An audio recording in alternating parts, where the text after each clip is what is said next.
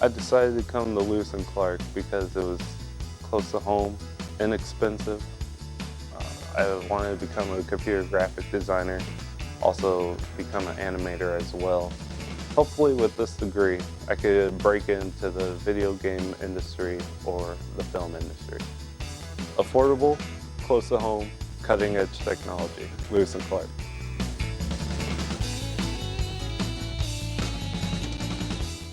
Hey, I'm Anderson Cooper. As a parent, you want to make sure that your child knows how to deal with bullying when they see it happening. And chances are they want to help, but they don't really know how. Well, teach them that the best thing to do is calmly walk away, find a teacher or other adult, and speak up. And do your part. Be that adult they can talk to and trust will listen. Join me to help stop bullying. Go to stopbullying.gov to find out more.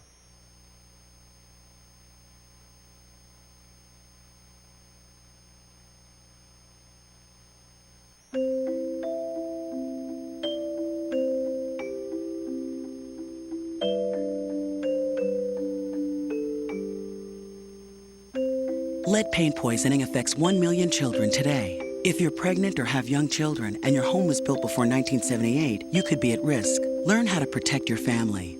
To find your home's danger zones, the health effects, or just to find help, log on to leadfreekids.org.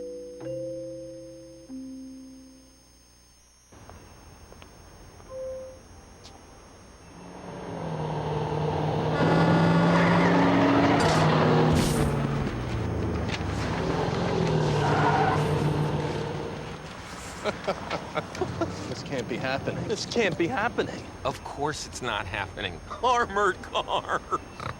Listen, having money isn't about luck. Make your own coffee, save $1,000 a year. Feed me. Feed the pig. And welcome to the Coaches Show with Coach Deon Thomas. My name is Tim Albright. I'm your host. Coach, last time we saw you, we're headed into the first home game of the season. Not to mince words, it didn't go exactly like you wanted, but playing ICC never does. Hardly ever does, I should say. Take us through that first game and what some of your thoughts were. Well, you know, this is why I schedule ICC first.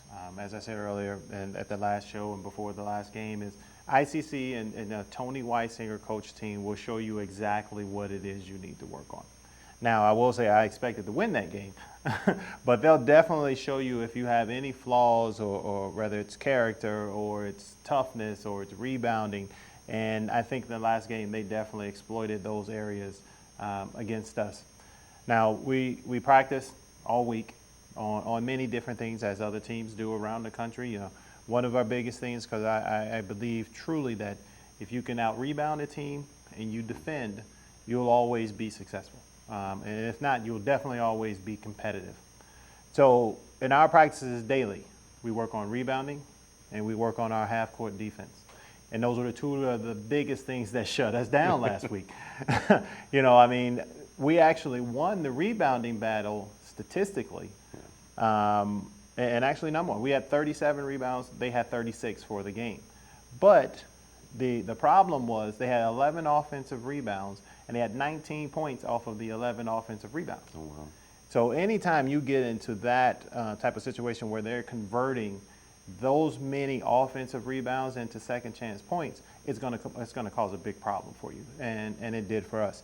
And on the defensive side, we try to lock up and keep people under 40%. Because of their offensive rebounding, they shot 55%. You know, so now you've lost two fronts that I hold dear to what it is that we try to do. So if you don't control the rebounding, which we didn't, we allowed them to get easy baskets on the offensive end. And then another thing that we work on, as every other team in the country, offense. Our offense, I won't say let us down because we still scored 74 points. Yeah. You know, and 74 points in Region 24 is a lot of points. I mean, because every team in this region defends. Tony Weisinger's team, my team, if you go to John A. Logan, Swick, everyone is a very solid defensive team. So we were able to score, which was one of the things that I was happy about. But if we're not scoring at the clip that they did, we shot 40%, they shot 55%. And then they controlled the rebounding. So, I mean, those three things are things that really hurt us last week. And like I said, you know, going into tonight's game and into our next game against St. Louis Community College, I was looking to hopefully be 3-0 before facing Three Rivers. But like I said to you earlier, you know, we plan and God laughs. Well, yeah, yes, he does. Do you work on how important is free throws when it comes to your scheme or just a scheme in general when it comes to junior college basketball? Well, I mean, free throws in general are extremely important. And yeah, we anytime in between our breaks where we're switching from one drill to the next, or if we're playing even before we get our water breaks, we shoot free throws. So it's very important. That's one of those things where you get to score without the clock moving. And so it's also one of those, you know, phases of the game that's extremely important because you have the ability to pile up points if you shoot at a good percentage, which last week we did not. If I'm not mistaken, we were around 60%. And anytime we are in our shooting drills or things like that, I require the kids to have, you should shoot 80% or above. You're up there, you're by yourself. You know, we shoot for 80, but I kind of hope for that 75 area, but we shoot for 80. And we shot 60%. So now like I said, we give up the offensive rebound, they score with ease, we shoot 60% from the free throw line. And I believe, if I'm not mistaken, we had 16 turnovers. So these are areas that will kill you every time, and it killed us. So take one or two things that you focused on this week, based on last week's game against ICC. What exactly did you work on between then and tonight's game?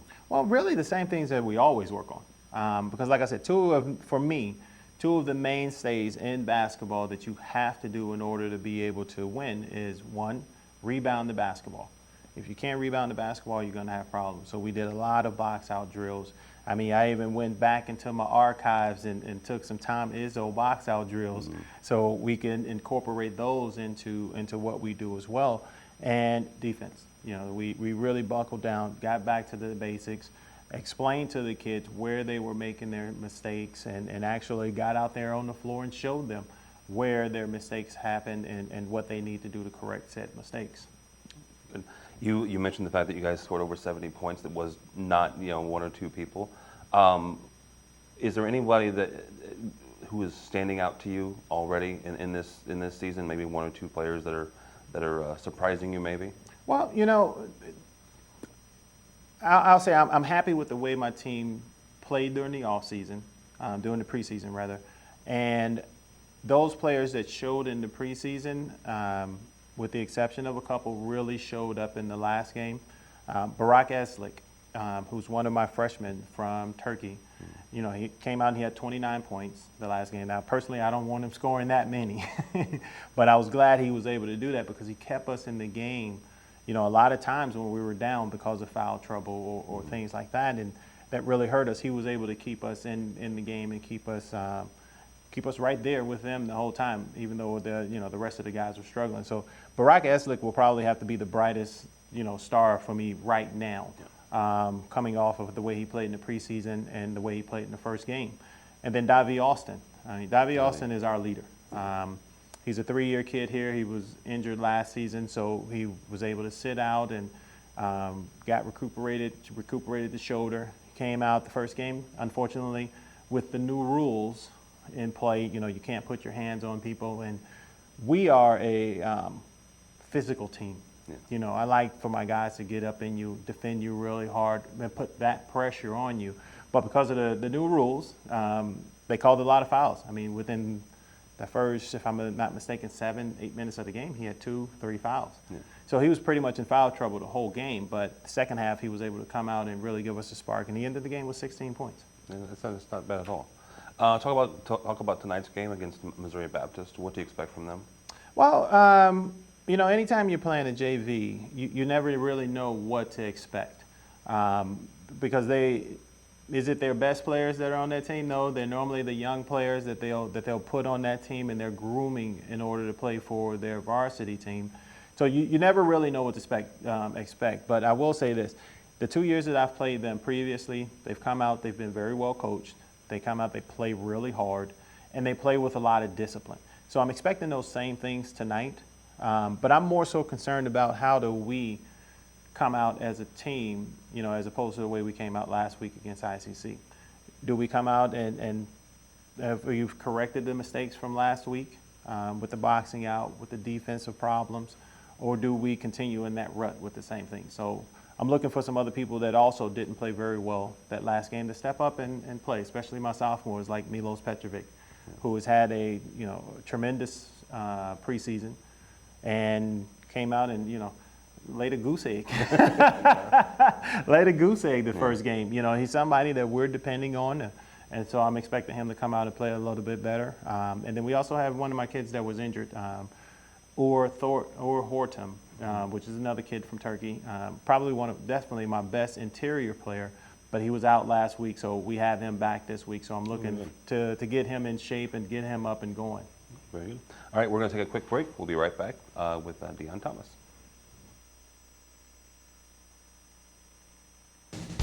I decided to come to Lewis and Clark Community College because it's close to home, and I knew a lot of my friends were going here too, so there's never an unfamiliar face in any of my classes. Coming to Lewis and Clark is a big step in my career path because Lewis and Clark has one of the best nursing programs in the area. Affordable, friendly atmosphere, attentive teachers, Lewis and Clark.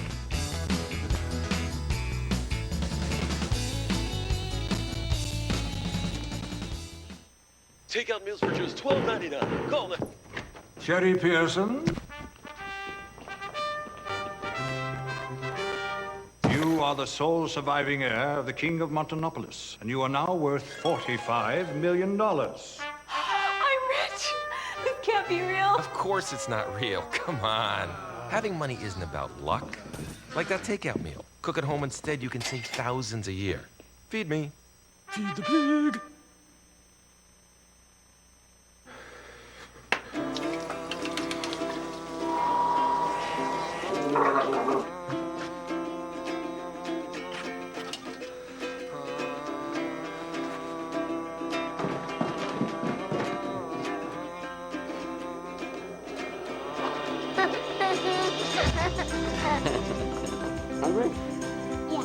The smallest moments can have the biggest impact on a child's life. Take time to be a dad today. Bring out the action hero in you. Fuel up right and get energized.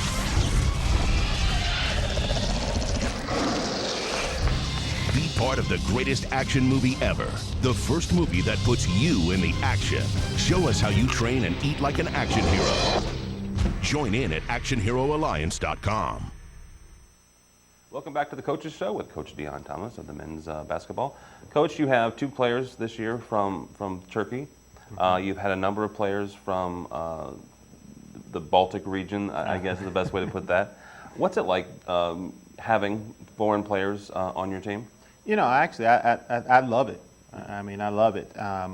Having played in Europe myself for 14 years, I've grown accustomed to the players, their style of play, and what I enjoy most about it is their skill set. Normally, from those areas, the Baltic areas, like you mentioned, from Turkey and some of the other European countries, the kids are very skilled because they start off at a very young age doing what we used to do here, which is learning the basics.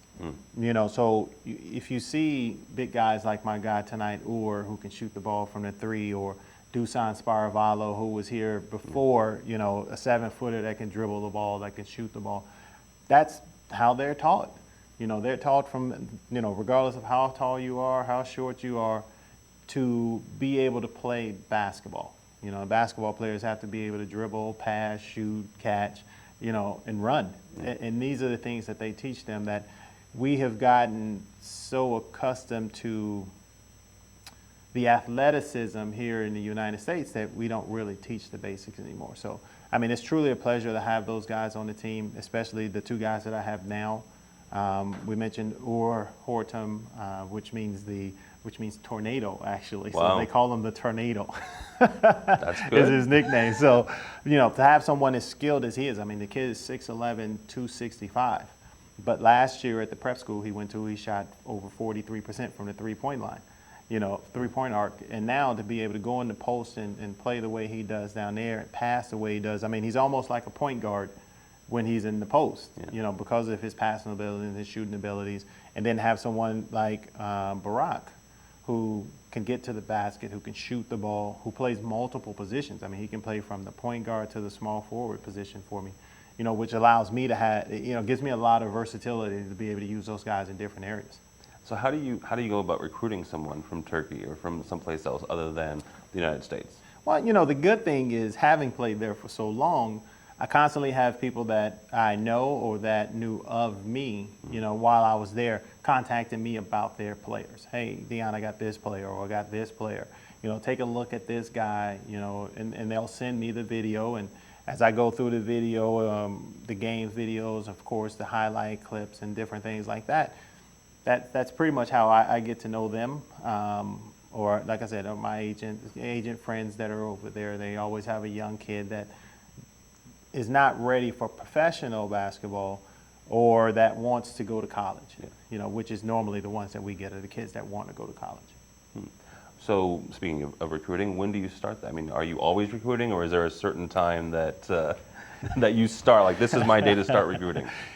You are always recruiting. Okay. A coach's job is, 365 days a year, 24 hours a day, basically. I mean, you're always either looking. I've already started recruiting next year's class. Wow. And we just played our last game last week. So you're always looking ahead, and it's very difficult for me here at the 2-year level because those kids are here and then they're gone, and fortunately you are able to keep some in school. They do well, so you don't have you don't have kids going eligible, or you have kids that are able to go on and play at the 4-year level for 3 years. So you may have them here for 1 year. You're lucky if you get them for 2. Yeah. So you're always constantly recruiting, at least from my standpoint, because you never know how many years you're going to have them. You may have them as little as a semester. So you never know. But I think it's the same way at the 4-year level, because you have so much competition at that 4-year level that you have to start looking at freshmen, sophomores, juniors, and watching their progress, and so they'll know you and you'll know them, because relationships are huge in this business. So you do the personal recruiting. Do you have anybody in the area, in the local area that helps you out, or is it you're going to the games? I do go to a lot of games. My assistant coach is Robert Harris, whose son was Trey Harris, who was one of the stars over at Edwardsville. He usually does the Southwest Conference for me. He'll take a look at a lot of the kids when they were playing his kid. It was easy for him to get a look at him. So he'll be more out on the road checking out more of those guys. And then my other assistant coach, Daryl McGibney, also who lives here in the Alton area, gets to see a lot of the games here in this area. But say St. Louis, I'm there. Chicago, I'm there. And then come spring and early summer is when I start to go to some of my other places that I recruit to the East Coast and down south. Yeah. Tonight you have Missouri Baptist. We've already talked about them for a little bit. Then coming up, the JV part of MoBap. But coming up, you've got some of your heavier schedule. You've got Three Rivers coming up. You've got St. Louis Community College. Mm-hmm. What are you expecting coming down for those games? Well, we have St. Louis Community College this Saturday. St. Louis Community College is going to be, I believe, a difficult game. Randy Albright, who was the coach there, it was very structured. You knew what his teams were going to do. They were going to run a Princeton offense, and now he's gone. And they have a new coach who's open. I feel so bad. Randy's last name. I call him Randy, so I can't remember his last name, but he's another Randy. Yeah. He's coached at the Division I level. He's coached at the high school level, so he's bringing a lot of experience to that team over there. And his kids are going to be a little bit more open. They're going to want to run. They're going to get up and down the floor because he's a new school coach as instead of an old school coach the way Randy Albright was. His kids are going to be more active. They're going to get up and down the floor. They're going to be better athletes, But at that same time, you take that good with more turnovers and things like that. So I'm hoping we're able to exploit some of the things that they do bad or that they may make mistakes, because his team is also young. It's the same as mine. So, hopefully we'll be able to do some things there, and I think we'll be pretty successful if we have learned our lesson from the ICC game. And then, Three Rivers. You have Gene Best. You have the winningest coach in college basketball history. on any level. So you know his teams are going to be ready. I mean, he's always had top players on his team from Latrell Sprewell all the way up until last season. So he's always going to have good players. They're always going to be tough, physical, hard-nosed defenders. I haven't started to break down the video yet, so I can't give you a lot of detail on them.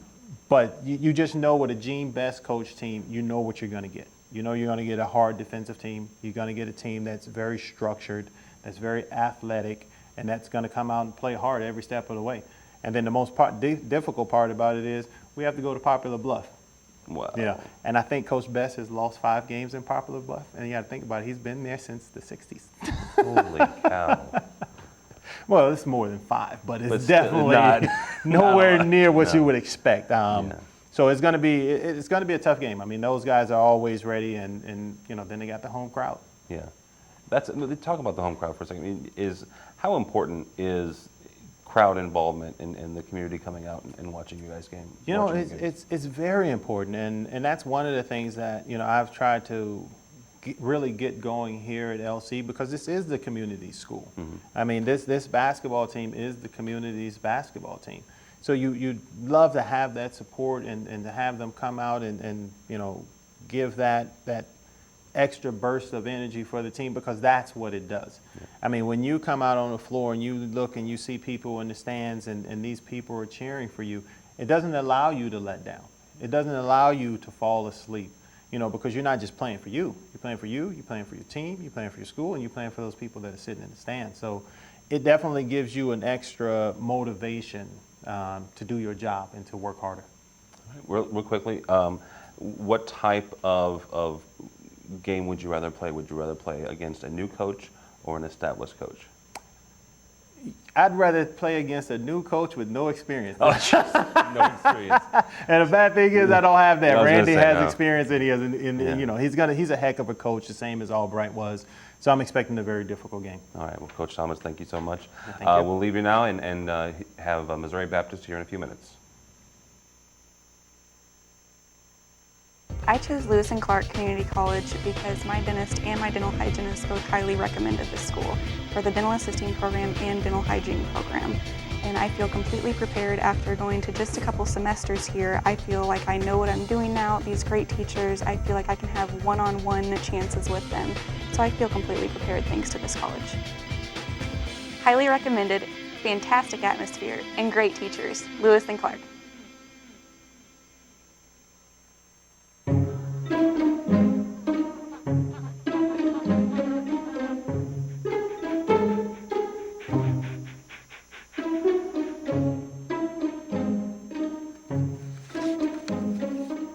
Oh, sweetheart. Gonna give you a hand? No thanks, Dad. I got it. Okay. I'm gonna go fix the lamp in your room. You don't have to be perfect to be a perfect parent. There are thousands of children in foster care who will take you just as you are.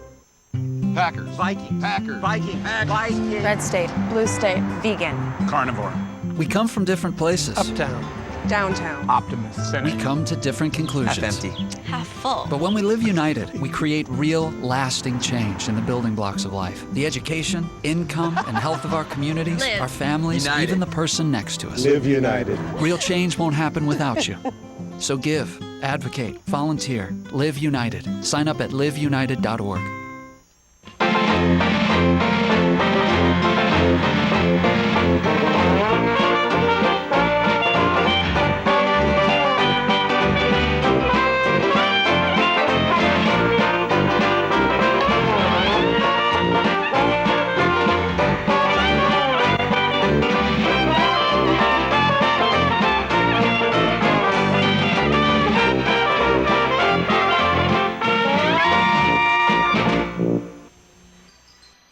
And good evening, everyone. Welcome to Lewis and Clark Trailblazers basketball. We're on the air from RiverBend Arena on the campus of Lewis and Clark Community College in Godfrey. And here we go. Game number 2 for the Trailblazers men's basketball team with Sean Rayburn. Brent Birkeland here with you as we get ready for basketball.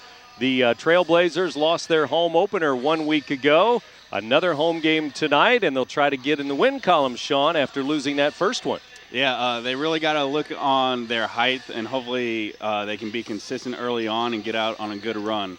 And last week at home, it's been a long time since they played, so that's a lot of practice in the last week. Yeah, a lot of practice. Hopefully not a whole lot of rust really developed, and hopefully they can come out and get a win here tonight. And the opponent tonight is Missouri Baptist. Of course, that would be their JV squad, Missouri Baptist University from St. Louis. Now, they have a record of 1-3, so they've played more games, 4 games, and had a win already this week. Yeah, obviously the Trailblazers want to get a win, and whenever you can get that first win, that can really let a lot of pressure off the team early on in the season. And if you look at Greenville, too, 13 players dressed. Now, that's a lot of JV players to bring over on a bus. Right.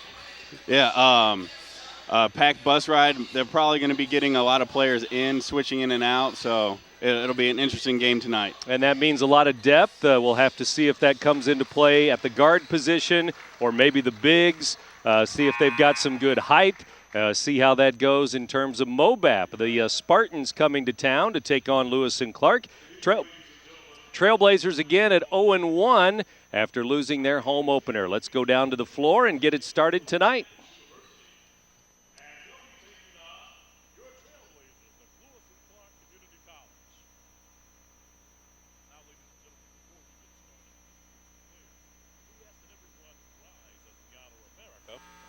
And the playing of our national anthem.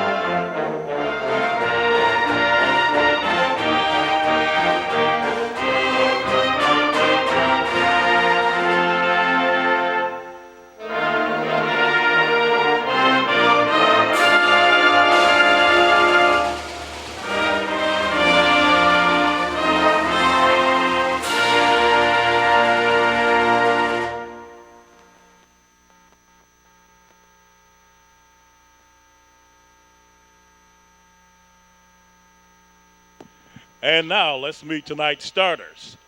First, wearing number 1, a sophomore guard from Florissant, Missouri, Darian Johnson. Wearing number 10, a junior, a guard from Scott City, Missouri, Chris Cook. Wearing number 15, a sophomore guard from St. Louis, Missouri, Michael Asleason.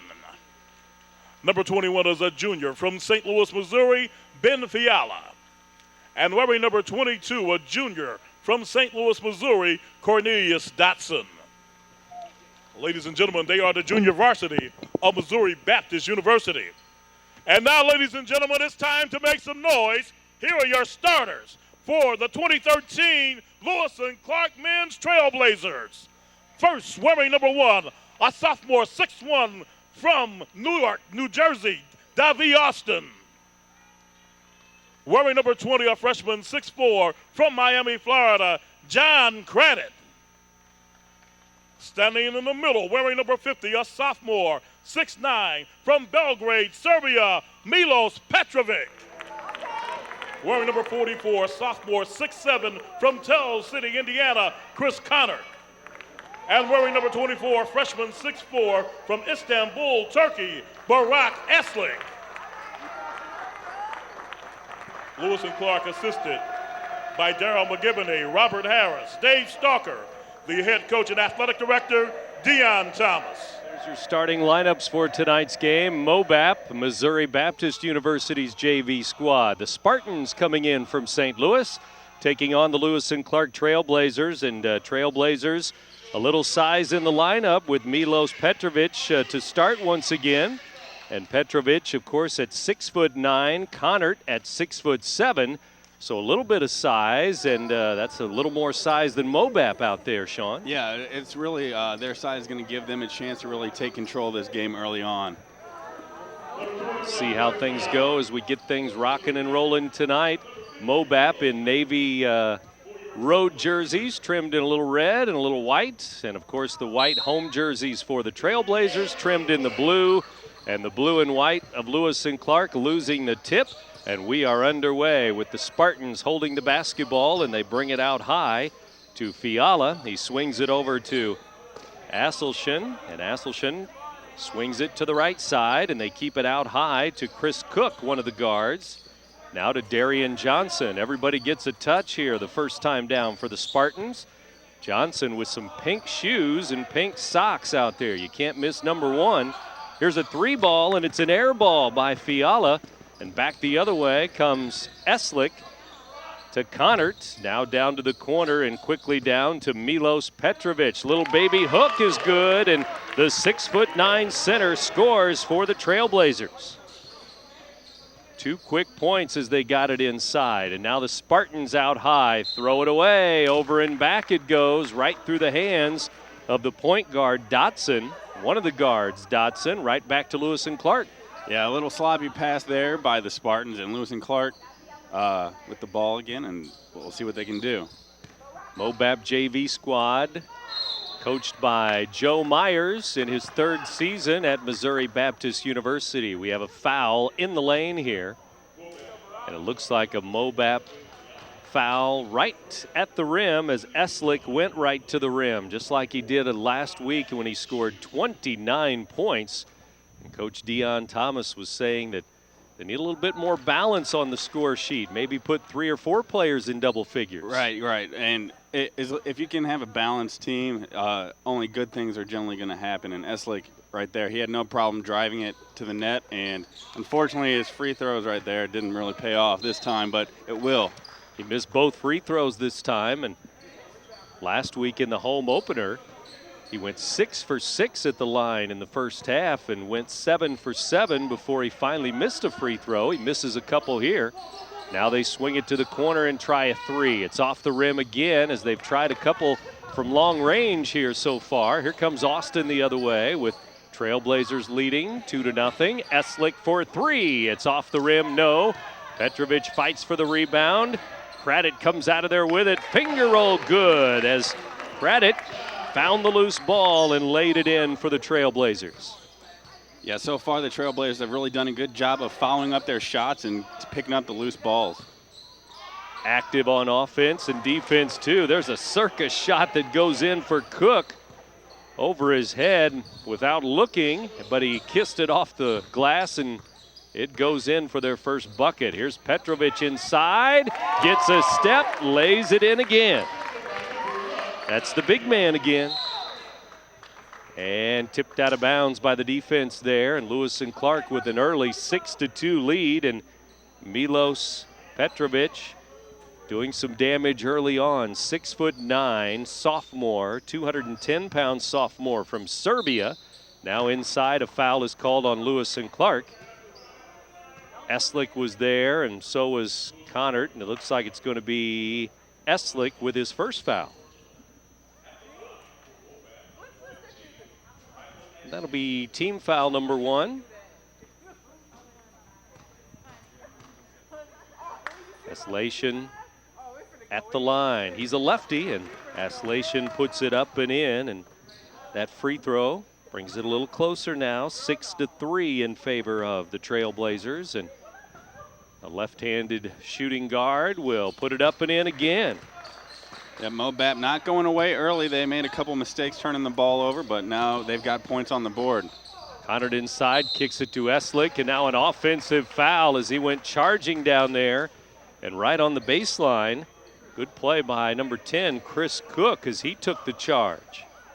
Cook is from Scott City, Missouri, and he draws the foul there on number 44, Connert. That'll be his first and the team's second foul. Trailblazers by 2, but Spartans could tie it up or take the lead. Deep in the corner, long bomb is no good there by Dotson. Rebound Eslick, he's coming the other way to Craddock. Craddock to the baseline, reverse layup, sweet with the left hand, good. Yeah, very nifty to get that bucket weaving through the defense. He's got 4 points early on, couple of buckets. Now at the three-point line, wide open. Another miss, though, as they're firing it up from long range. Here's a long pass to Petrovic, knocked away from him and went off of his leg and out of bounds. I thought he might have taken an extra step down there. Maybe just one power dribble would have helped there. Yeah, the Trailblazers had a quick, fast break chance, and Mobap didn't panic, and they were able to break it up. They got back quickly. We're 3 minutes into the game here at George C. Terry Riverbend Arena, and Trailblazers with some defense here. Inside, little spin move, off the glass, no. Rebound, Austin finds the loose ball. Davi Austin the other way. Gives on the left side. Craddock stops and pops and missed it. Rebound, Mobap, Missouri Baptist the other way again. Dodson comes back to Cook. Now to the top it goes. Fiala has it. He wears number 21, and he's guarded by Petrovic way out high. Now it goes to Johnson, wears number 1. To the corner it goes for another 3, and it's missed. Eslick with a rebound, and Trailblazers run it again. Eslick all the way down, fouled by Darian Johnson there. Yeah, nice work by Eslick waiting down at the net to get the rebound and flip on the other side of the court and get this chance for the 2 free throws. If somebody would have stopped his dribble, he would have passed it, but nobody did, so he took it all the way to the hole, and now he's back at the line, and he misses again, 0 for 3 early on. Now he's just got to get that one first, and then they'll probably start raining. 8-4, Trailblazers with an early lead here. Eslick puts this one in, though, and that's his first point of the ball game. And make it a 9-4 score now. 4 minutes into the game. Underneath, loose ball picked up by the Trailblazers. Connert leading the break, and he will put it over the front of the rim and in. A semi-slam there, and it's 11-4. Back come the Spartans again, trailing now by 7 all of a sudden. Trailblazers picking it up on defense here. Underneath, Cook is fouled by Craddock. Spartans doing a good job of spreading the ball around, trying to find a hole in this Trailblazer defense, and still trying to figure out how exactly to do that. They're playing, both teams playing some solid D, but Mobap not getting the shots to fall, so they only have 4 points right now on the board, and a couple of shots fall for them, and they'll be right back in it. Here's one off the glass and in. Nice move by Fiala to the rim. Number 21, Ben Fiala Jr., 6'4", 210, good size. And there's a 3 the other way. And it's Connert with a 3, and it's 14-6, and the Trailblazers finally get a 3-ball to go. They haven't tried many of those, if any at all, but that one goes. Yeah, Connert no one was there to contest him, and he shot it and hit the net. So a big 3 right there, really giving the momentum to the Trailblazers here in the first half. And if you think how many 3s the Spartans have tried already, 3 or 4 and unsuccessful, but Lewis and Clark puts that first one up, and they're up 14-6. Yeah, when you can hit that first one, it's always a good start, and you can build off that after you get that first one to hit. And spreading the scoring around here. Craddock with a couple of buckets. He has 4. Petrovic with a couple of buckets. He has 4. And now Connert with a couple of buckets. He has 5 with that 3 that just went down. So 3 different guys have scored, and then Eslick with the free throw, and Lewis and Clark going to put some subs in, and 3 players come off the bench to the scorers table here. We'll keep an eye on that as we go along here. The next stoppage of play. Here's another 3. Johnson, no. Rebound. Robinson into the game, and He pulls it down. Martavius Robinson, 6'9", 270 from Iowa. Yeah, it didn't take long for him to get a touch once he got in, and he's going to use his height in the lane down there to get those rebounds. He is a big man, listed at 270, 6'9", Martavius Robinson. And here's the stoppage of play, and here comes those substitutions we were talking about, and it's McKenzie, Sanchez, and Stevens. 3 guards really checking into the game to go along with the 2 bigs out there. Hortum is in the game, Robinson in the game. Robinson will hand the ball off to number 25, Kevin McKenzie. McKenzie to Sanchez, and we're going to have a foul on Robinson away from the ball, so the big man's going to get a foul, his first. So Robinson for Lewis and Clark picks up team foul number 4 now. That's his first personal foul. And Missouri Baptist ball, Cook for 3. It's off the mark. They miss again. Sanchez with the rebound, number 11. And he is fouled in the backcourt. Yeah, Cook just firing off a really deep 3 there. Didn't really see a whole lot of patience in that offensive stand there for Missouri Bat. And it looks like that's going to go on Johnson. That's going to be his second foul. So I think he's going to come out of the game as the coach brings number 5, Sanders, in. Here's a steal, layup, no. McKenzie has it for the Trailblazers, who still lead by 8. Yeah, that was a sloppy pass there by Stevens, but no damage done as the Spartans couldn't put it in. Stevens will try a 3 now. Good as he steps back, left side. 3 ball goes for Brandon Stevens. It's now 17-6. Here's a foul on Hortum, the big man, freshman, 6'11". He'll pick up the foul here. Actually, they're going to call that foul on Sanchez, reaching in before he got to the big man, I guess. So that'll be the first foul on Sanchez. And now we have a travel called, and turnover quickly will mean that it's going to go right back to the Trailblazers, who now have a couple of 3 balls here and lead it 17-6, double-digit lead. 0-0 into the game. Michael Johnson for the Spartans. Johnson listed at 5'7", a freshman from Parkway West High School in St. Louis. There's a dump down to Robinson. He's a little too far from the basket, so now he leans in and knocks the defender down, and 2 quick fouls on Big 55 now. Yeah, a little bit too much of a push there on Robinson, so you're going to get called for that almost every time. A little too aggressive, a little too physical, and now with 13:42 to go first half here at Riverbend Arena, Trailblazers up 17-6. Trailblazers look like they're going to go to a matchup zone defense here. Shot missed. Robinson with a rebound with those 2 fouls. He's staying in there for now. Yeah, and when he goes up and gets rebounds like that, you can really see why he's in there for the Trailblazers. Stevens will lay it in, and he's got 5 off the bench quickly here. 19-6 our score. They dump it inside. Finger roll, no good, but a foul. 2 big men were there converging on Fiala. The foul's going to be on Hortum this time. Or Hortum is a 6'11" freshman, 260 pounds from Turkey.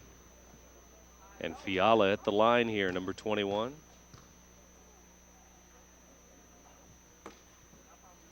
First free throw goes in. 19-7 our score now. And the Spartans now 3 for 3 from the line. Yeah, they've been hitting it at the line, and they just haven't been able to hit it when they're not at the line. They've been getting a lot of shots up towards the net, but they haven't been able to get them to fall. A lot of threes, but they haven't hit one yet. And 2 threes have gone down for the Trailblazers, who lead it 19-8. Here come the Trailblazers into the front court now. McKenzie with it, guarded by Johnson. Man-to-man D for the Spartans here. Down low, Robinson's going to try it again. Gets a touch to Sanchez. Missed it. Hortum follow. No. Hortum saves it. And Sanchez going to grab the loose ball. Looked like he took an extra step, but back out to McKenzie it goes. Trailblazers doing a good job of finding those loose balls and still maintaining control. Here's a foul before the basket. 0-0. Michael Johnson will pick up the foul here, his first and the team's fourth. 7 team fouls on the Trailblazers, so keep that in mind. Bonus already for Mobap. Yeah, they're Trailblazers are really stocking up on those fouls early. They swing it left side. Now down to Robinson it goes. On the left block, he's going to lean in and dribble in again. Hook shot, no. Sanchez follows out to Horton, who'll try a 3. Horton missed it. Rebound. Spartans the other way with Garen Evans, who's now in the game. He's from Cape Girardeau, Missouri. Out to the three-point line, and they'll miss another one. Sanchez the other way, but he's fouled by Sanders. Thomas Sanders, number 5, reaching in. All these missed threes for the Spartans are really starting to add up here, and they're trying to get back in this game against the Trailblazers, but they can't do anything with all these missed threes. 12 minutes to go, first half. With Sean Rayburn, Brent Birkeland here with you, and on LCTV we roll on in the first half here. About midway through the first half, and shot up by Sanchez, missed. Rebound McKenzie, but a foul on the weak side on the Trailblazers. We'll see if it was the big man or was it a guard. It was the big man again, Horton. We're going to have free throws at the other end because it's the bonus. So Horton with 2. Robinson with 2 fouls. And that's 8 team fouls for Lewis and Clark, who lead it 19-8. At the line goes Major Brenson. Brenson, number 34, is a 6'7" freshman from St. Louis. And Brenson puts it up and puts it in, and they're 5 for 5 from the line. They have not missed yet. How about that? Yeah, if they want to stay in this game here against Lewis and Clark, that's going to be the way they have to do it, is hitting their free throws, because their shooting percentage when it's not on the line hasn't been too hot. Well, if they'd have hit a couple of those threes, they'd be right in the ball game here, but it's 19-9, and they miss the first free throw, but 5 out of 6 from the line now, and it's still 19-9. Lewis and Clark with a 10-point lead. Here's McKenzie with it. To Horton, now to Stevens, looking down low. He'll fire a 3. It's an air ball from the left corner. Johnson going to bring it the other way, and the Spartans trying to push it a little bit here. 3 ball by number 3, missed. Robinson the other way. Looks like the Spartans have no problem shooting threes. They're not going to shy away from it. Those are open looks, just not going in. For Missouri Baptist. Here's Robinson with his back to the basket. Now to McKenzie. Out to Sanchez, over to Horton, down to Robinson. Good ball movement here. Everybody gets a touch again. McKenzie with it. Horton to Stevens, looking for Robinson again. Found him on the baseline. Now he looks inside. It's knocked away, but the shot clock's going to run out. A 3 is good at the buzzer. Desperation by McKenzie, but it's in there. Yeah, great heads-up play by McKenzie to get that loose ball, pick it up, and get the shot off before the shot clock went off. Shot clock was going off. Lewis and Clark with good ball movement, but all of a sudden you looked up and they were running out of time, and he just fired it up there and it went in for their third 3. 3 threes for the Trailblazers, who lead it 22-9. Here's another 3 missed by Missouri Baptist. Yeah, those 3 threes in this first half have really put the Trailblazers in a comfortable position as they're looking for their first win on the season. Haven't played for a week. The home opener was last Wednesday, lost to Illinois Central College, ICC. That was 83-74. Here's Horton inside, but he traveled as he tried to make some room for himself on the right block down there and tried to lean in, but he walked with it. So with 10 minutes to go, first half, it's Trailblazers by 13, and here comes Mobap again. Free throw line, right elbow extended. Shot is off the mark there by Evans. Back comes McKenzie again. Kevin McKenzie, 5'10" freshman from Chicago Mount Carmel High School. And he's running the point right now. McKenzie gives to Hortum for three, way off the mark. Hit the glass, no. McKenzie inside, missed it. Rebound Spartans, trying to push it up the floor. Nice bounce pass, and it's laid up and in by Brinson for two. Yeah, good job by Brinson on getting down the court there to get that easy layup. And now 5 subs getting ready to check in for the Trailblazers. They're going to make wholesale substitutions here. Everybody's going to come out, but right now a turnover, a steal. 22-11, Trailblazers by 11, but here come the Spartans again.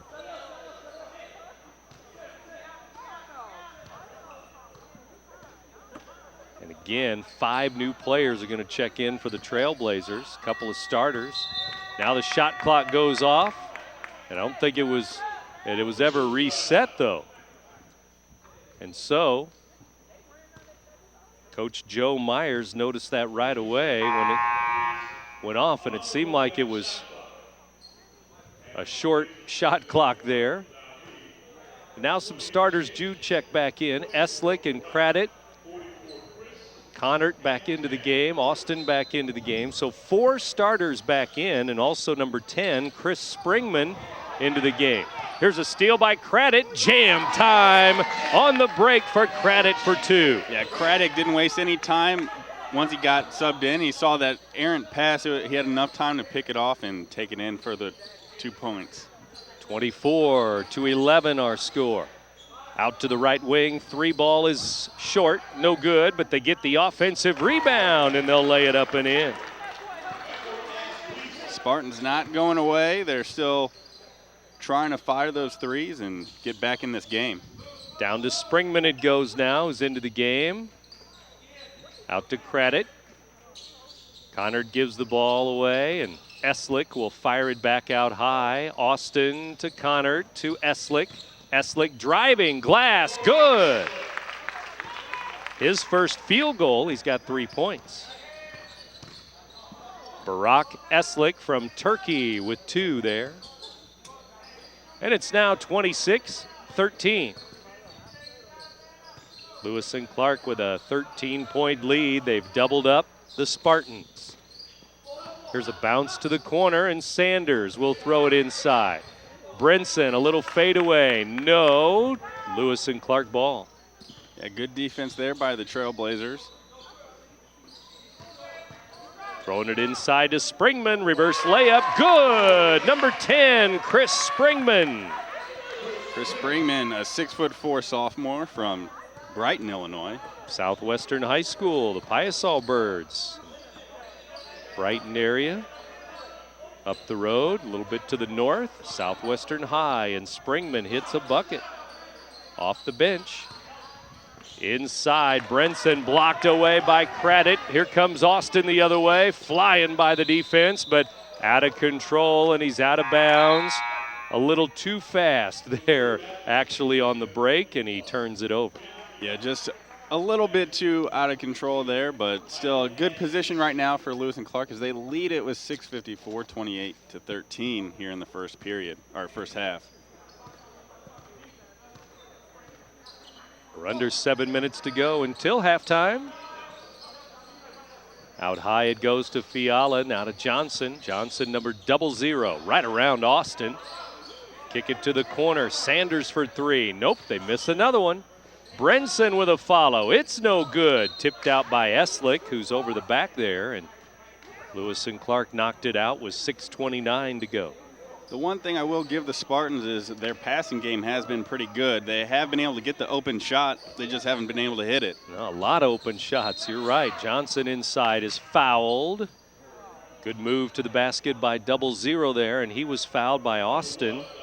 Number 1, Davi Austin, his first foul. And Michael Johnson will be at the free throw line here. Again, he's a 5'7" freshman. Free throw, no good. Back come the Trailblazers. Springman with it. Out high to Austin. Top of the key three. It's short. Rebound Spartans with 6 minutes to go. Inside, Brenson has it. Brenson into the lane, lost it. That's a turnover, but Lewis and Clark will throw it right back to the Spartans, who miss another three. Fiala with a miss. Here's Eslick the other way. Eslick, glass, no. Craddock with a follow. He's over the back with a foul. Craddock with his second foul.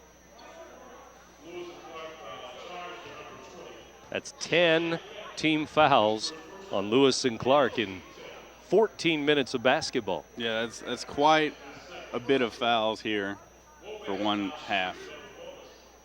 Now they are being aggressive and playing good D, but a little bit too much in terms of reaching in and going over the back at times. And now Fiala at the line in a 28-13 ball game. He's going to miss the first free throw. He'll have another one though. Lewis and Clark will be home again Saturday. Day game here at Riverbend Arena. It'll be St. Louis Community College coming in Saturday afternoon. This one's no good, 0 for 2. Again, Trailblazers losing a week ago in their home opener, 83-74 to ICC.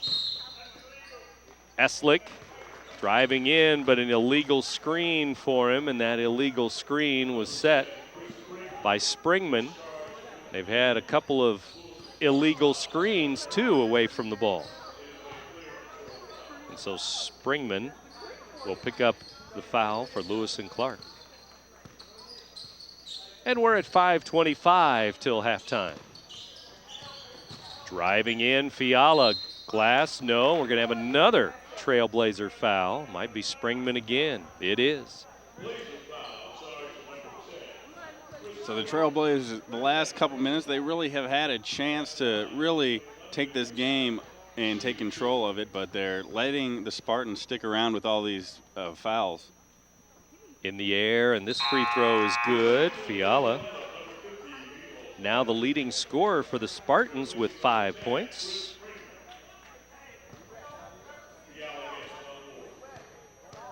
As the Trailblazers bring in a sub, Petrovic back into the game. Milos checks back in. He was a starter tonight. And 2 for 2 there at the line for Missouri Baptist, and 28-15 score. Here's Eslick down to Petrovic. Left block, back out to Craddock. Craddock, right elbow jumper, no good. Tipped around, and we're going to have a foul called on the Trailblazers again on the rebound attempt. Yeah, Petrick tried to reach over, but just got a little too much. And once again, another foul, and that's been the story here in the first half. It's going to be Connert instead. Looked like they were both really over the back. Yeah. Take your pick. They really could have gone on either one. Coach Dion Thomas wondering about the foul situation here with Lewis and Clark in double figures and Mobap with just 5 team fouls. I think he's telling the referee about that right now. Here's Brenson missing the first free throw.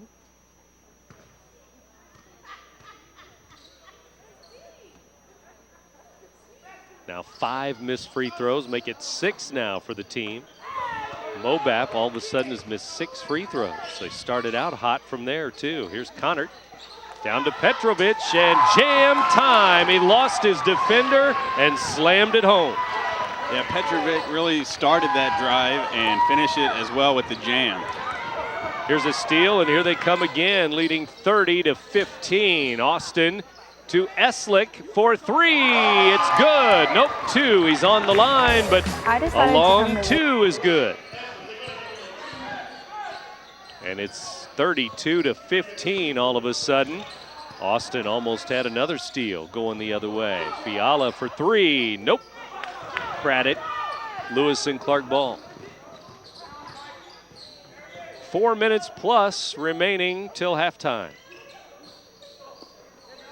Down to Petrovic, and he is fouled. Double team there, and he was fouled by Brenson, it looks like, 34. That'll be their 6th team foul, and Brenson will pick up his first foul. Checking in for the first time is number 23, John Cannon, a sophomore from Warrenton, Missouri. Checks in for Missouri Baptist University here. And they'll throw it back out and set it back up to Austin. Austin between the circles. Right side, Craddock steps out and missed the jumper. Rebound Spartans with under 4 to go. Here's Cannon to the baseline. Cannon bounces it back out to Cook. Chris Cook is bumped, no call, no foul. Now to the corner and Cannon again. Cannon into the lane, fadeaway, good, right off the bench. John Cannon with 2. Yeah, John Cannon not wasting any time, really helping that offense move the ball, and he was able to get the bucket at the end. Inside Eslick, good. Nice feed from Petrovic, and Eslick scores. Back the other way quickly, though. Cook with a layup. No, follow is up and in. Bang, bang, back-to-back buckets here. Eslick, by the way, up to 7 points now in the game. 6 for Craddock, 6 for Petrovic, 5 for Connor, 5 for Stevens. And a 3 is going to go up and in again for Lewis and Clark. That was a nice shot by Craddock. It didn't get the conventional in, but a bounce off the backboard, and it still counts as 3.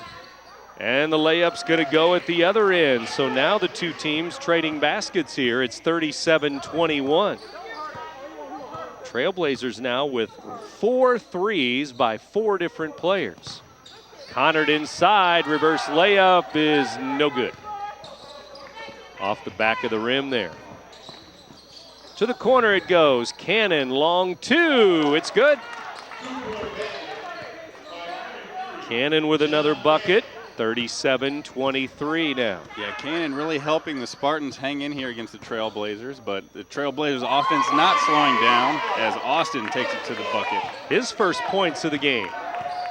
39-23. 2-minute warning here. 2 minutes to go till halftime. Inside, there's Cannon into the lane. Missed it. It rolled off the rim. 1:45 left till halftime. Left side, Connard down to Petrovic. Milos driving in, but he traveling on the left side, just outside the lane there. Petrovic, I thought he was coming out of the game. He'll chat with head coach Dion Thomas. 1.5 minutes to go now, first half. The lead belongs to Lewis and Clark. They're up by 16 points. Cannon to Fiala, drives in, left hand, no. Rebound is thrown away. Turnover, Trailblazers. 3 ball is missed. Cannon, though, will keep it for the Spartans. Fiala inside, missed it again, no good. Eslick the other way, he lost it again, getting sloppy now. Fiala checks in, glass, no, it rolls off the rim. Timeout, Trailblazers. With 1 minute exactly remaining here in the first half, and the last minute or so, a little sloppy, both teams. Yeah, a little bit sloppy on both sides, but the last couple minutes, both teams have been scoring. The Spartans offense has woken up a little bit, and they're not out of this game yet, so the Trailblazers really need to put the pedal down and keep scoring. Trailblazers had 35 points at halftime in their home opener last week. Trailed at halftime by 7 to ICC, had 35 points. They've got 39 points so far in this first half tonight, as Robinson is going to check in for Petrovic. I might have cut his lip. Bloody lip there. He comes out. Robinson comes in. And so the Trailblazers set it up with 50 seconds to go till halftime. Credit to McKenzie, left side. McKenzie clears out that left side and looking for Robinson, but he's not open yet. Now he's got it. Too far away from the basket, though. He's looking for a pass to McKenzie. McKenzie driving in, glass, good. Little kiss high off the glass. Yeah, nice pull-up jump shot and really using the glass to his advantage, getting that bucket. 5 for McKenzie. Here's Cannon inside, fouled by Credit. Otherwise, Cannon had an easy layup. 3 fouls, though, on Credit now. Yeah, and Cannon's really looked good here for the Spartans coming off the bench, and he's a 6'3" sophomore out of Warrington, Missouri. Good spark off the bench. Cannon with 4 points. And the free throw is good. Another one coming.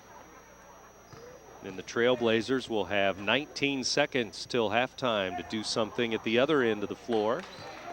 2 for 2, and here we go with the last 19 seconds. In a 41-25 ball game. Here's McKenzie to the front court. Kevin McKenzie from Chicago. Gonna let the clock run down and get one final shot. Here he comes. Driving in, glass, good. Another nice move by McKenzie will finish out the first half. And the Trailblazers up 43-25 here at halftime on LC TV. I decided to come to Lewis and Clark because it was close to home, inexpensive. I wanted to become a computer graphic designer, also become an animator as well. Hopefully with this degree, I could break into the video game industry or the film industry. Affordable, close to home, cutting edge technology, Lewis and Clark.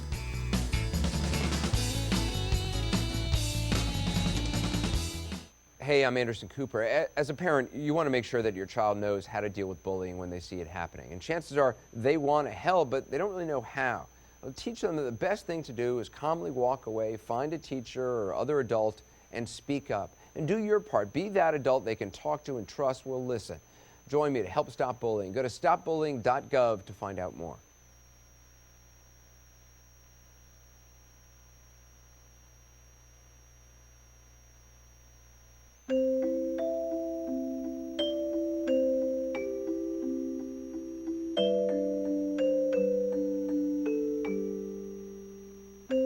Lead paint poisoning affects 1 million children today. If you're pregnant or have young children and your home was built before 1978, you could be at risk. Learn how to protect your family. To find your home's danger zones, the health effects, or just to find help, log on to leadfreekids.org.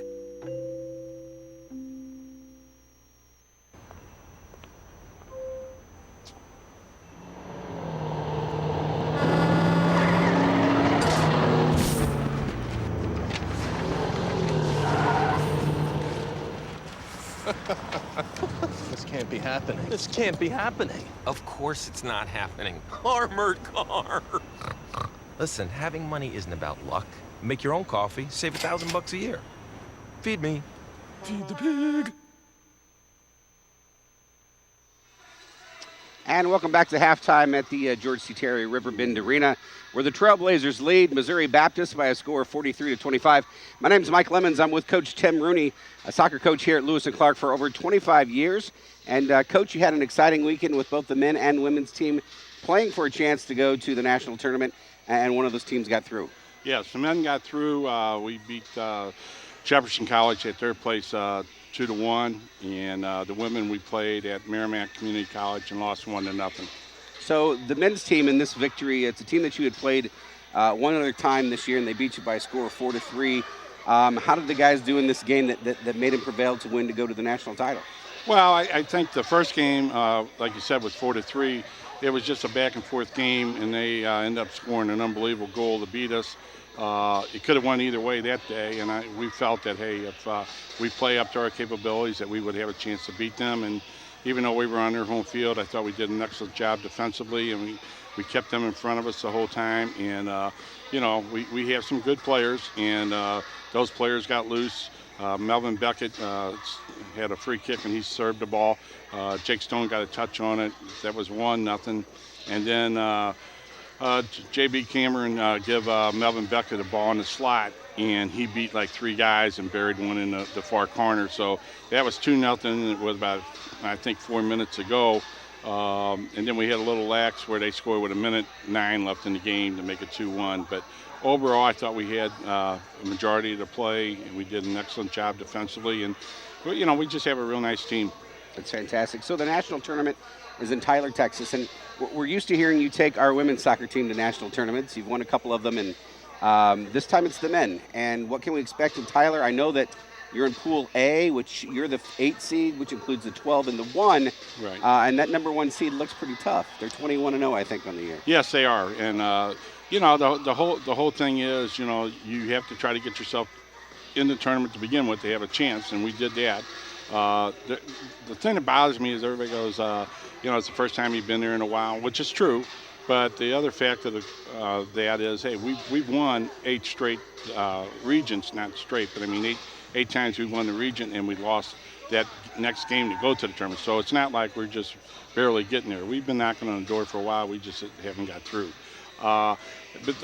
Playing the number 1 team in the country, I think we get a break because we get to see them first. They're going to play Range out of Texas, and then we play Range on Tuesday at 10 a.m., and then we would play Iowa Western on Wednesday at 10 a.m. So we'll know exactly what we have to do to get out of that bracket. There won't be no guessing. We have to wait till the score comes in or anything. Right. We'll know. So, well, it's good that those 2 teams play Monday. You get to sit there and watch them. I'm sure you're going to see film ahead of time, but you'll get to sit there and see both of those teams. Right. And our players will get to see them, so we'll have a feel for what they can do. And, we just have to go and try to play our game. I know Iowa Western is going to be very tough to beat, but, hey, our girls were very good, and we got upset. So maybe we turn the coin over on our side this time. We'll talk about the girls in just a second, but let's recognize some of the players on that men's team. I know there's some awards that some of those players have won. Tell us about some of those. Well, Melvin Beckett, he was the most valuable forward or most valuable player in the region. And then Dietrich Rinke was the midfielder of the league. And then Jack Filla was our goalkeeper, and he was the goalkeeper of the league. And, hey, all 3 are very deserving of those awards. It's the second year in a row where we had the goalkeeper of the year. It's the second year we've had the most valuable forward in the region. So we've been doing very well lately in getting those type of awards because we do have some good players. And, Coach, the fans at home will get to follow that because the teams will be broadcast on the internet, so they can go to lc.edu and watch those games. And if you make it to the semifinals or the finals, we'll also have those games on radio, so people can pick them up in both places. Right. So be sure you tune into lc.edu to watch that game. Let's talk about the women for just a second. Okay. So the women played on Sunday. We already knew Saturday the men were going to make it to the championship round. Right. The women, I guess the one we probably expected to go, ranked 6th in the nation at the time, I believe. And they didn't quite make it. A team that I guess they'd beaten 6-2 and 3-0 earlier in the year. What went wrong on Sunday? Well, I think what went wrong was, they played a very solid game defensively against us. We had the possession that you would have normally when teams are playing with 5 back and 4 midfield. They only played with 1 person up front. So their game plan was to try to bottle us up and try to play for a break, which they got. Our problem was we just didn't finish the chances we had. I know we hit 3 right at the keeper from maybe 8 yards out. We hit the post on 1. We probably had 3 that just went wide. We had enough chances, and we just didn't capitalize. And sometimes when you play good teams and you beat them twice, it's really hard to beat them a 3rd time in a year. And that was one of them, what happened. I just felt like, hey, everything kind of fell their way. And don't get me wrong, they deserved it, Merrimack. I mean, they played hard, and they did what they had to do, and I give them all the credit there. We just didn't do what we were capable of doing. And as far as the loss goes, it's probably one of for the women for sure, the hardest loss I've ever had to take because we had a great group. They were very the chemistry was great, and everybody worked hard for one another. We had great players that could score goals. We had, the blue-collar players. We had a very good team, and if we could have got to the tournament, I really feel we had a chance to win it. But we're not going, and that's just the way it goes. And of course, the women's soccer team, 2 national titles under Coach Rooney. Win a third time, I think, tied for 3rd place, I think, on another trip. So, we're kind of spoiled. We're used to the women and seeing those in the national title. So, it's a shame that they didn't get to go on. But I see that you're losing a lot of starters, but maybe some key goal scorers that are freshmen. Hopefully, they're going to be back next year. So it looks like things are in good hands as we move forward. Yeah, I mean, I think we got a good group of 5 players coming back, and we've already had some commitments. Officially don't take place till December 1st, but I'm happy right now what we got. I'm going to Kansas City this weekend to watch games. There's a showcase up there. The team will leave Saturday. I'll fly down Sunday, but that's what we got to do at this level. Is as soon as the season's over, you got to get out and you got to keep recruiting and try to find those special players. And like I said, we've done a good job in finding them over the years. Anything you want to say about some of those sophomores that are leaving? Well, I mean, it's just going to be hard to replace them. I mean, I'm one of those guys that form good relationships with them, and I love being around them. Especially these 2 teams. I mean, the chemistry, and I just loved them. And I'm going to do everything I can to help them try to move on and go play. But let me tell you, the women's loss was a huge loss for us. And I really am. It hurts, that one. I'm not kidding you. And I won't forget that game for a long time. And we had another situation where our men in 2003, we beat a team 7-1 during the regular season. Played them in the region final, and we lost 1-0.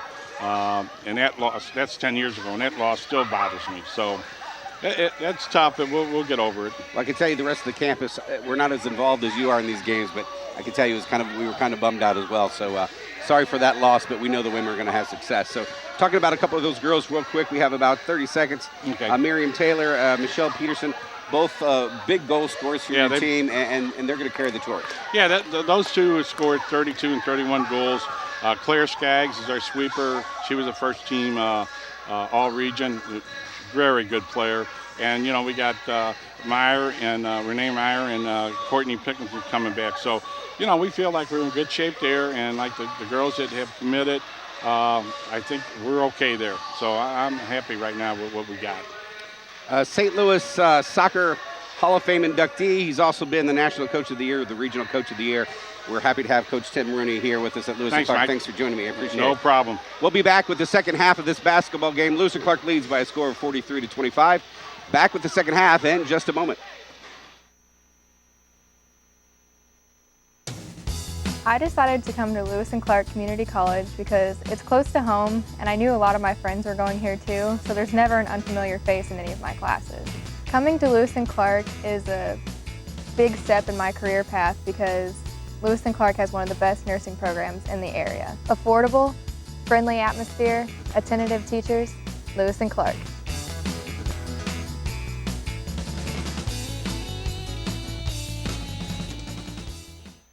Takeout meals for just $12.99. Call them. Sherry Pearson. You are the sole surviving heir of the King of Montanopolis, and you are now worth $45 million. I'm rich. This can't be real. Of course it's not real. Come on. Having money isn't about luck. Like that takeout meal. Cook at home instead, you can save thousands a year. Feed me. Feed the pig.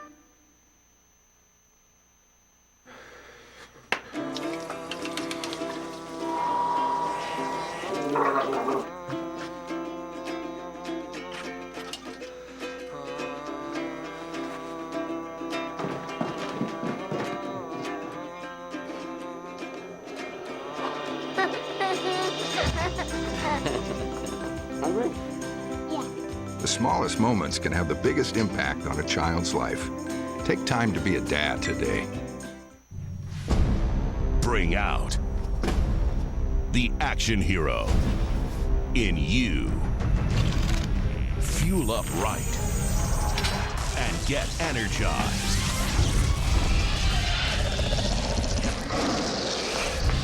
Be part of the greatest action movie ever. The first movie that puts you in the action. Show us how you train and eat like an action hero. Join in at actionheroalliance.com.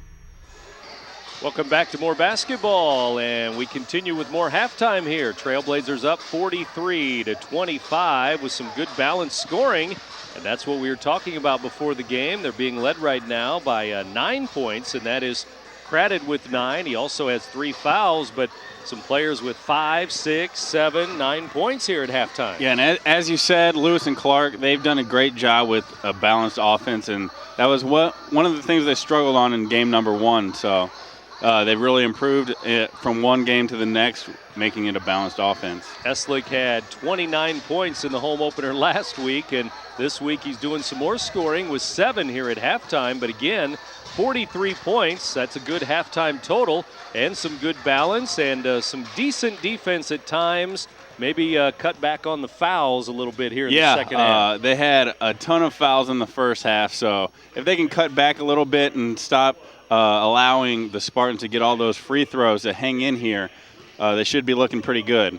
43-25 as we go back down to the floor now and get ready for the second half of action and see if the Trailblazers can win their first game of the year and looking to even their record at 1-1.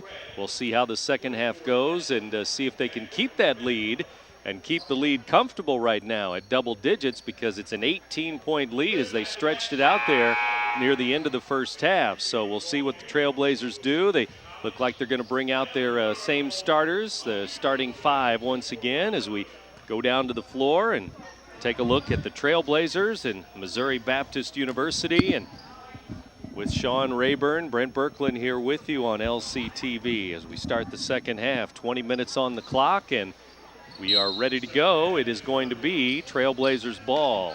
Eslick has the basketball now. He's out there with Austin, Petrovic, Craddock, Eslick, layup, good. Give and go, and Eslick with 2 more. Yeah, Eslick wasted no time here in the second half as it opens up. He's really been one of the drivers of this offensive side of the Trailblazers.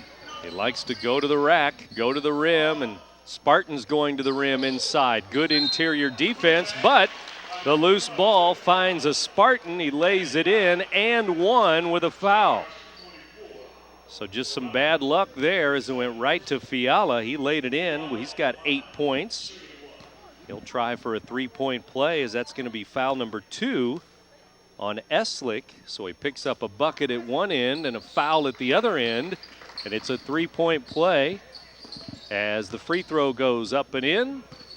30 seconds into the second half here, and that 3-point play makes it 45-28.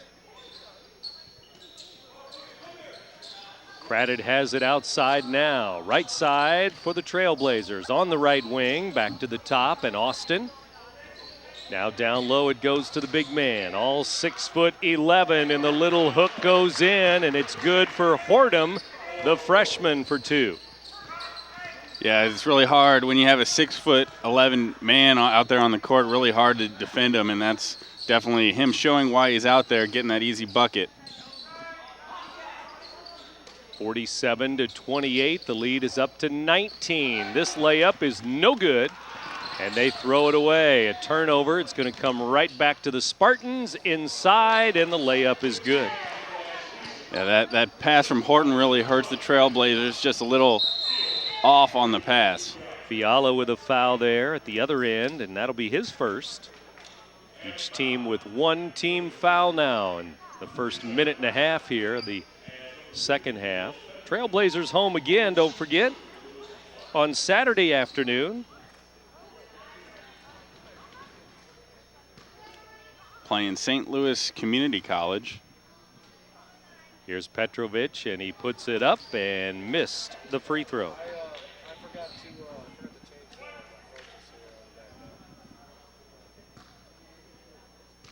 And he will try again.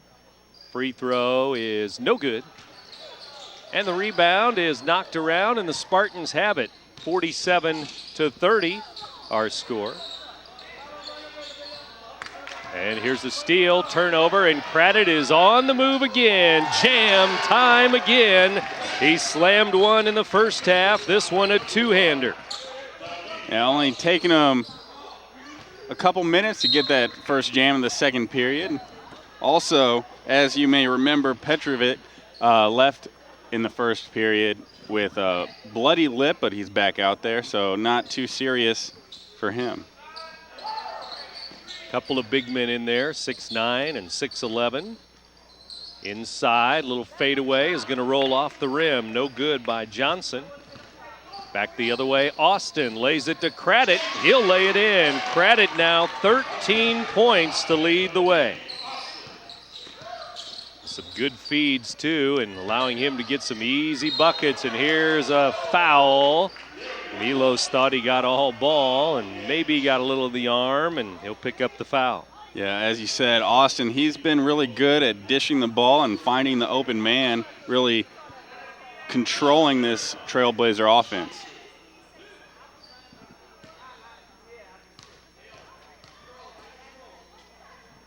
Free throw line, Johnson misses the first. He hasn't scored yet. Fiala with 9.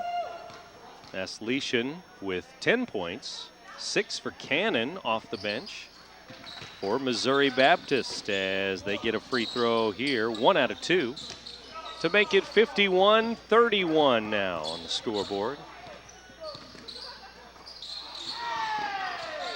Here's Austin driving in right side. Hands to Craddock. Fade away. He'll drop it to the three-point line. And Austin for 3. Good. Deep in the left corner. Another 3 ball. 5 threes, but they come back quickly and lay it up and in at the other end. Yeah, the Trailblazers right there were not really in a hurry to get down the court, so the Spartans were able to get that easy bucket. Inside, Eslick drops it back with a 21-point lead here. Here's Petrovic facing the basket. Glass, no. Hortum with a follow. Lost the handle, though, on the dribble inside. And back the other way comes Johnson. He will go to the block. Out to Cook for 3. It's good. Cook, number 10, with their first 3 of the game. Finally. Finally, yeah. As you said, they took many shots that were threes in the first period, and finally getting one to land. Well, you look at the Trailblazers, they have 5 threes and all from different players, 5 different players. Here's Petrovic with a layup, and Milos has 8 points. Back the other way, a block underneath, and a steal now. Stripped by Austin. Here he comes, and the finger roll is good for Austin. Yeah, Austin with some flair on that finger roll. Really nice job on the layup. 16 minutes to go in the game. It's 58-36. Missouri Baptist with the ball. Spartans JV squad, and Petrovic might have another foul here. He does on the baseline. Fiala driving on him again, and 2 fouls now on number 50. Now looks like Robinson's out there on the sideline waiting to get subbed in. Might be coming in for number 50, who picked up a couple of fouls here in these first couple of minutes of the second half. 2 fouls in the game, and both since halftime. And free throw, no good by Fiala. Robinson in, Petrovic out.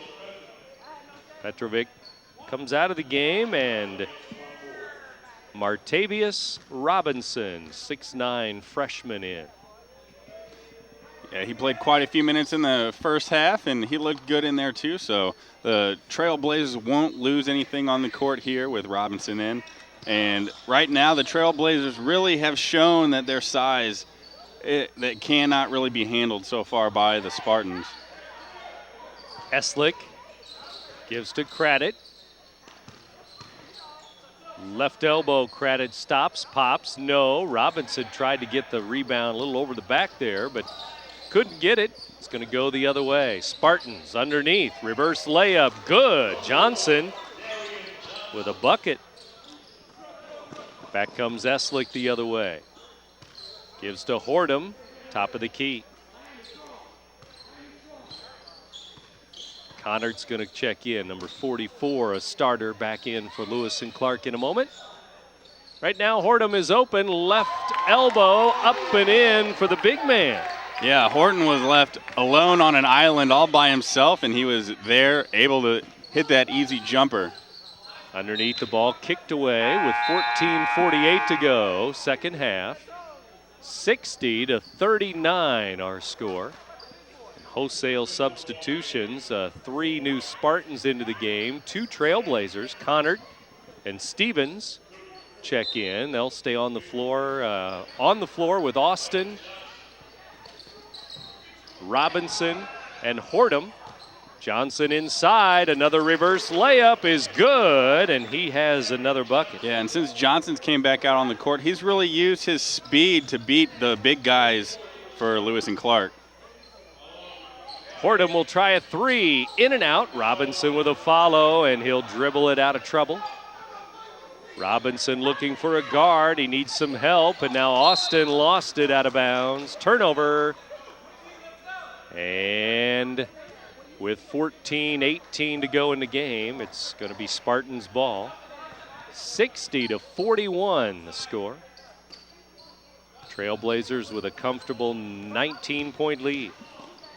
Johnson down to Fiala.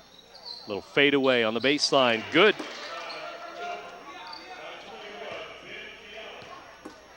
He has 12 points in the game. A couple of players with 12 each for the Spartans. They trail by 17 now. Hordem looks to the baseline. Austin, 3 in the right corner. Good. Hit one in the left corner, now the right corner. It's another tray. Yeah, and the Spartans are leaving Austin uncontested, and he's proving that you just can't do that with the 2 for 2 on his last 2 3-point shots. 6 threes for Lewis and Clark now. 10 points now for Austin. Here's Johnson to the rack again. Missed the shot. Connert out of there. 3-on-2, 3-on-1. Alley-oop. It's good. Slam for Austin from Stevens. Yeah, Austin putting a little pep in the crowd as he's got the last 5 points here for the Trailblazers. Johnson underneath. Shot missed. Hit the shot clock out of bounds. And Austin, 10 points already in the second half here. He only had 2 points at halftime, so he's got a dozen now in the game, and he's going to sit down. Davi Austin, a little showtime here in the second half. Yeah, and the Trailblazers, they've really continued here in the second half, really having that balanced offense, getting points from all sides, and everyone is actually contributing. So that's good to see here in game number 2. Kevin McKenzie into the game, so he's out there now for Austin. Here's Johnson all the way down. He missed the shot. Stevens the other way. Brandon Stevens from Palm Beach, Florida. Back to the top. Connert gives to Hordem. Or Hordem to the corner. And it's Connert driving in. Glass. And it rolls out of there. Robinson puts it in, though. A good job by Robinson to clean it up and get the points. His first points of the game. Out of bounds, turnover, and now a technical is going to be called as Spartans a little frustrated there after another turnover, and so a technical's called with 12:10 to go as they threw the ball away. Yeah, they had a chance for a fast break and just a little off on the pass, and their frustration really starting to build, and they let it show right there with that technical. Free throw dropped in by Stevens.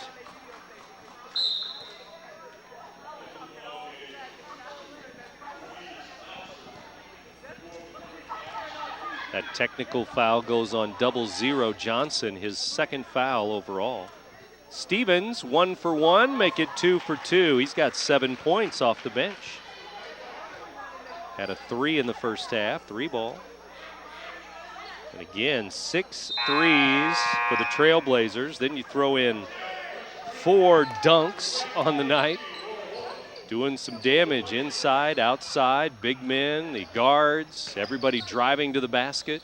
Yeah, the Trailblazers' offensive game tonight's been very respectable, and it's been balanced and open, getting everybody to contribute. So it's been looking good through well into the second half here so far tonight.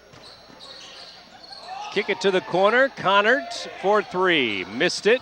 Springman knocked it out, and an injured player underneath for the Spartans.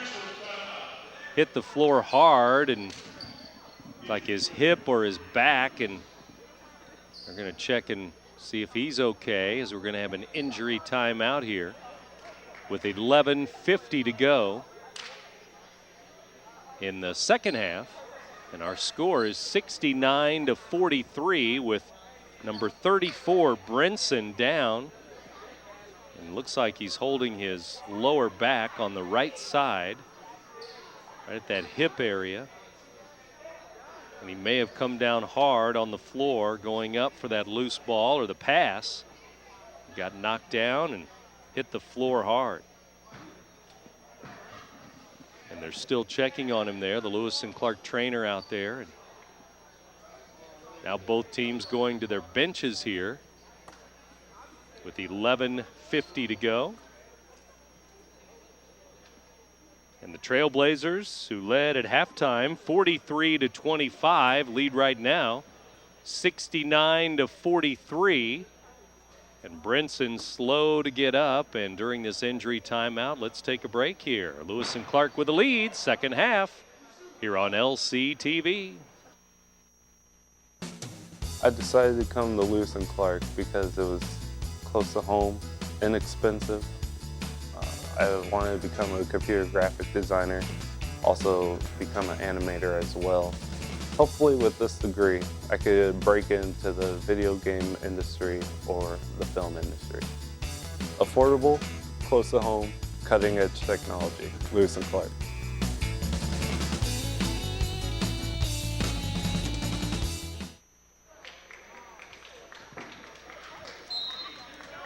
And out of the timeout, we get back to action here with the Spartans trailing by 26 points. Lewis and Clark, with 11:40 to go, look like they're well on their way to their first win of the season. Here's Johnson to the glass. He missed it off the rim. It rolled, and here comes McKenzie the other way. And after that injury timeout, you guys weren't able to see it, but Major Brinson, he was able to walk off under his own power, so that was good. Hopefully it's not too serious. Still shaken up over there behind the bench, but we'll try to loosen up the back a little bit. Here's Springman up and in as he put it over the front of the rim, and Springman, 4 points.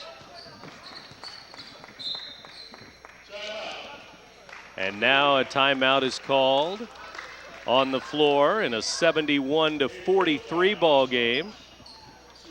And a timeout on the floor. We'll take another break here with the Trailblazers leading big in the second half on LCTV. Now it's time for This Week in Bad Stats. Bad stats? Horrible stats. Here goes. 260. That's how many runs were walked in with the bases loaded last season. Wow, very good. Here's a tough one, though. 3 and 4. No idea. That's the number of kids who witness bullying. 3 out of 4. Not a good stat. No, it's not, but that can change. Kids want to help, but they don't know how. You can visit stopbullying.gov and give them the tools they need to help prevent bullying. There are plenty of safe ways kids can help at stopbullying.gov. With Sean Rayburn, Brent Berkland back here with you at George C. Terry Riverbend Arena, the campus of Lewis and Clark Community College, and Trailblazers with the lead here. They've just joined us, 6 3-pointers in the game.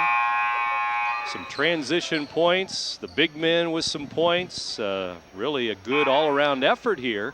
71-43 score. Yeah, the scoreboard basically speaks for itself. The Trailblazers offense really firing on all cylinders. Maybe a couple things to tighten up on the defense, but other than that, it's been an all-around pretty good game here for the Trailblazers. Inside, a foul's called. Looks like Springman may get his 3rd foul.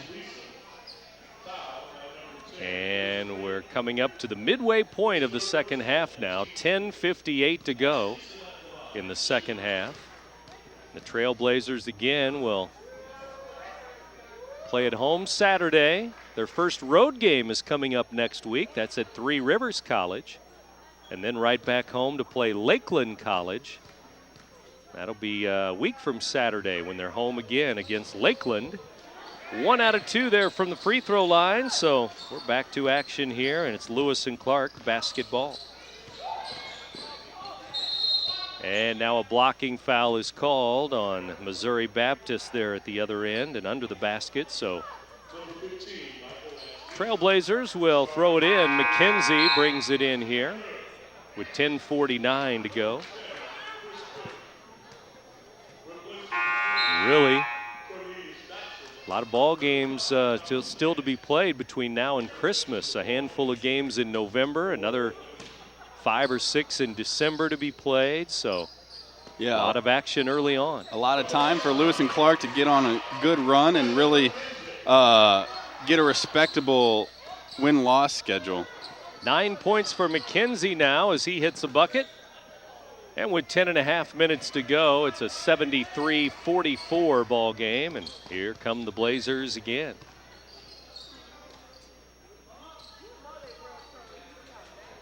And out at the top, Robinson has it, top of the key.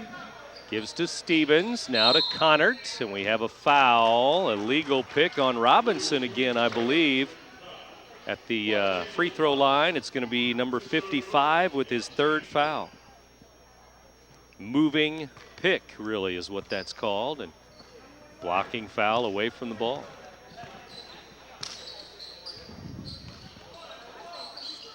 Here's a long 3, NBA 3. It's going to fly out of bounds by Fiala. That was not even close to hitting the rim, but they've been taking that shot all night long, and it hasn't paid off that often as they didn't hit their first 3 until this half. That was way out past the volleyball line there. Long range, and with 10 minutes to go in the second half, 73-44. Here's Connert, skipping it to Stevens for 3. Nope, off the back iron. Rebound, Missouri Baptist. Mobap the other way. As they come up the floor and set up the offense. Trailing big here. Turnaround, rolls off the rim. Springman saves it for McKenzie.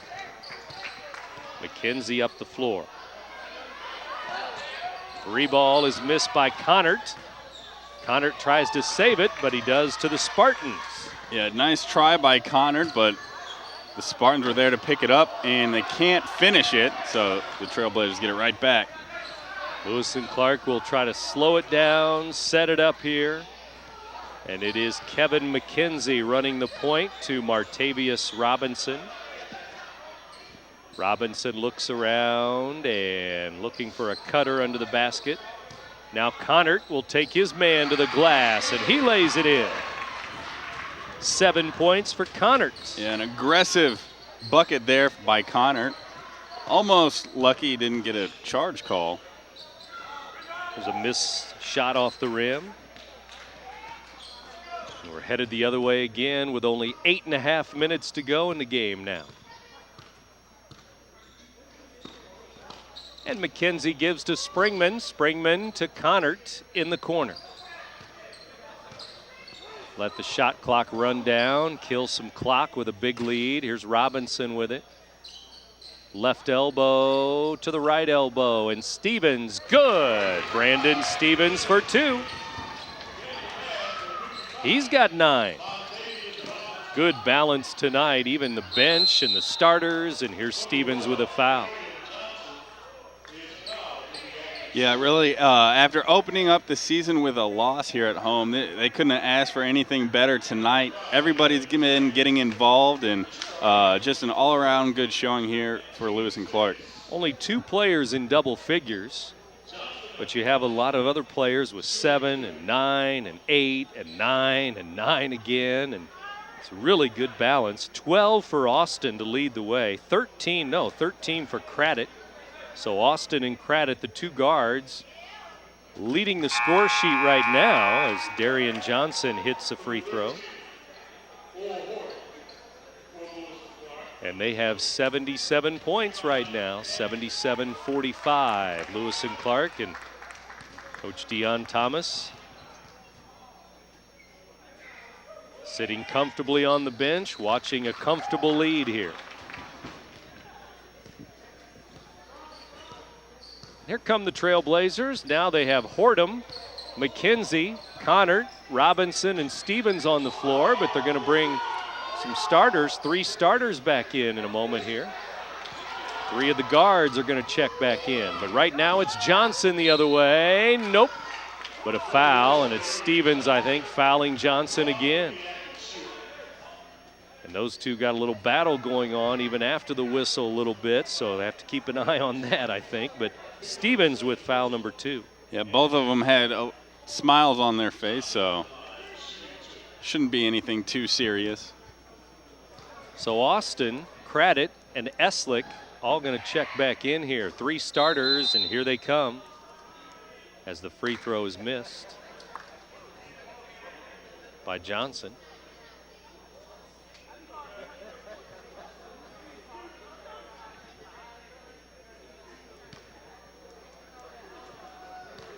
And another one on the way with 7:44 to go.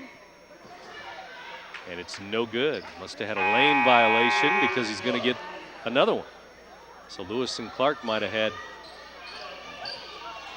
a lane violation of some sort there. He's going to get another chance to make his second free throw. He missed one officially. Stevens out, Connard out, McKenzie out.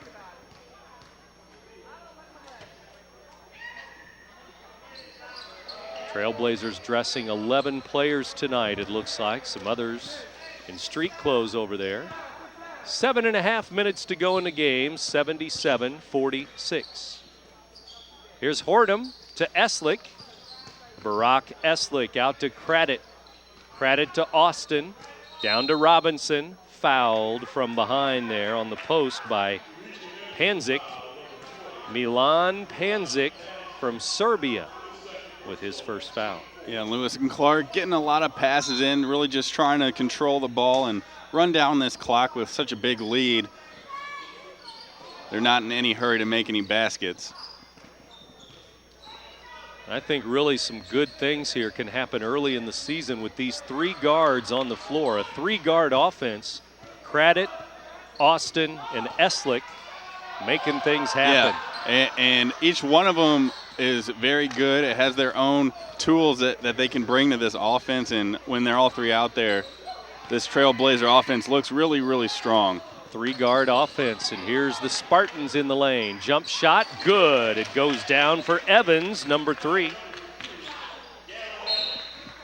6:49 to go, and Trailblazers have it with those 3 guards on the floor, as we mentioned, along with 2 bigs, Robinson and Hortum. 6'9" and 6'11" out there too. Here's Eslick up the floor. Eslick driving, gets a pick at the top of the key. Gives to Craddock, number 20, John Craddock, down to Hortum. Baseline, number 13 with it.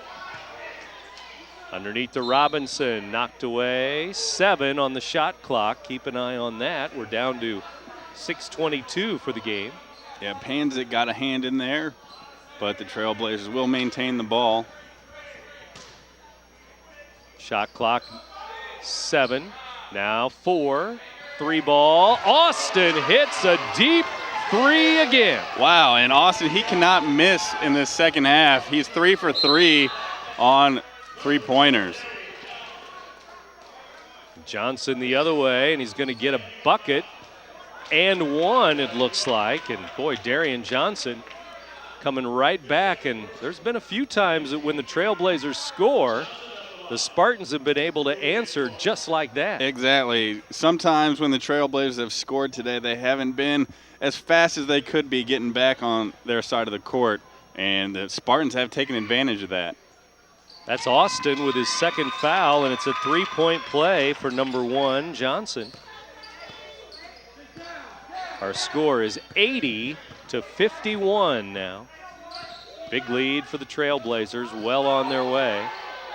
2 number 1s battling out there, Johnson and Austin. Here's Hortum with it. 6'11" Hortum, guarded by the 5'9" Chris Cook. Yeah, and that just as you said that, yeah, you can notice it from all the way up here how big of a mismatch that was. 5'9" playing on 6'11". Yeah. When you're 5'9" and trying to beat a 6'11" man, there's really not a whole lot you can do. Keep the ball up high and keep it away from him easily, I guess. They'll give it out to him again. Hortum near the center line, gives to Austin here. Austin, 3 threes in the second half. Now he's going to drive down to Hortum, knocked out of bounds. 5:35 to go. That was Thomas Sanders getting a hand in there to break up that pass. 15 points now for Austin, 13 for Craddock. Eslick with 9. Here's Craddock, glass, no. Missouri Baptist ball. 29-point lead, and to the corner it goes. Johnson again, in and out. Eslick with the rebound. Here comes Eslick up the floor. He'll hold it up. Here's Austin, left corner again, and missed it this time from that corner, and here comes the Spartans. Johnson dribbled it off of his foot. Turnover, it'll go the other way.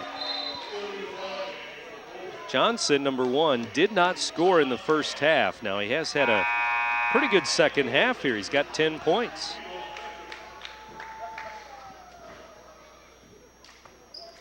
Four for 7 from the line, though. He'd like to be better than that, but he's going to sit down now and take a rest.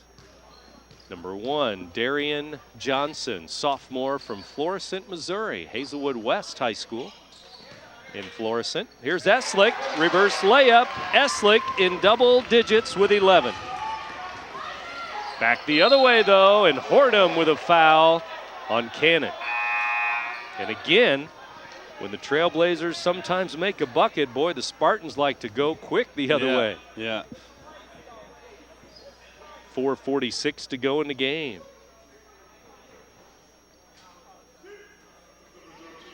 (82-51).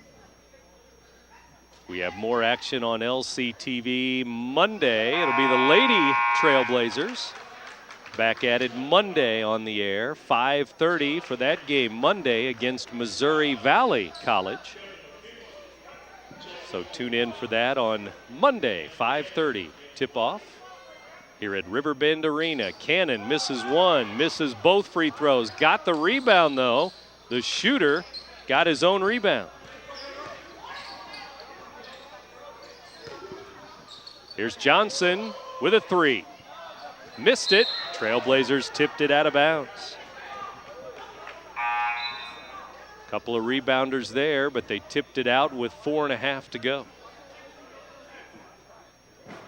Spartans still not going away, even though they're down by quite a bit and it's almost all but over. They're still hustling and playing hard, trying to keep this respectable. Bringing in some new players, too. Chris Francis in there, number 30. Panzik, number 20. We'll bring it out high. Here's Johnson driving in. Underneath, Johnson gives it off, and there's the turnover as Chris Francis looked like he might have a layup, but he turned it over. And 4 minutes to go. Lewis and Clark back the other way. They led by 18 at halftime. Lead by 31 now. Hortum misses a 3. Spartans ball. Hortum blocks the pass. It goes right back to Missouri Baptist. Cannon for 3. It's good. Cannon with a 3. Nice job by Cannon to make up for that pass as he tried to throw it through Hortum. Well, there's three-pointer number 2 on the night for the Spartans. Just 2 threes. 7 threes for the Trailblazers. Petrovic down low, and Hordem will lay it in. As he was falling down, he just threw it up and it rolled in. Yeah, he really battled to get that basket and fought hard and finished it as it went through the net. Timeout with 3:13 to go. Let's take a break here with the Trailblazers up by 30 on LCTV. I chose Lewis and Clark Community College because my dentist and my dental hygienist both highly recommended this school for the dental assisting program and dental hygiene program. And I feel completely prepared after going to just a couple semesters here. I feel like I know what I'm doing now. These great teachers, I feel like I can have one-on-one chances with them.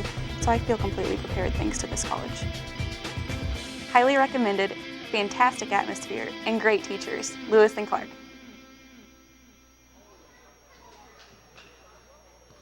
Lewis and Clark Trailblazers huddle there as Coach Dion Thomas has had to like what he has seen tonight here as they jumped out to an early lead.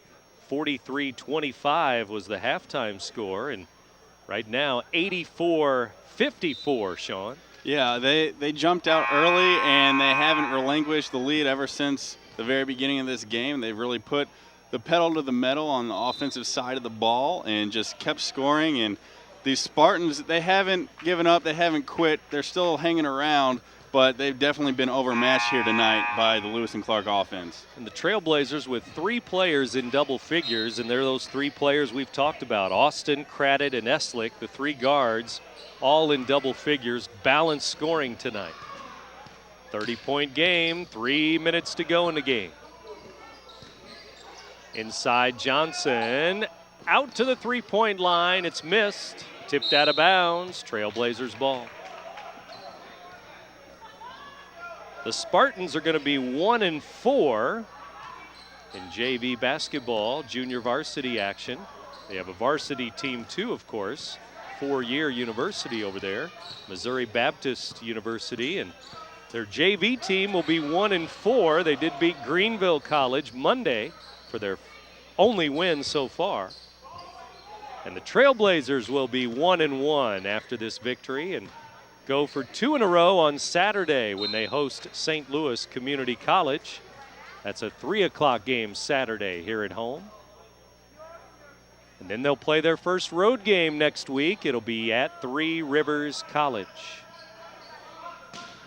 2.5 minutes now remaining in the ball game. McKenzie out to Hordem. Back to Kevin McKenzie, who runs the offense with 2:28 to go. Stevens for 3. He missed it. Rebound, Spartans the other way. Shot missed, tipped up, no, out of bounds. Trailblazers ball. 2:18 to go in the game. And Lewis and Clark will take their time, bring it up the floor. Watch the clock tick down with a big lead. There's a foul on 0-0 though. Johnson, his 3rd foul.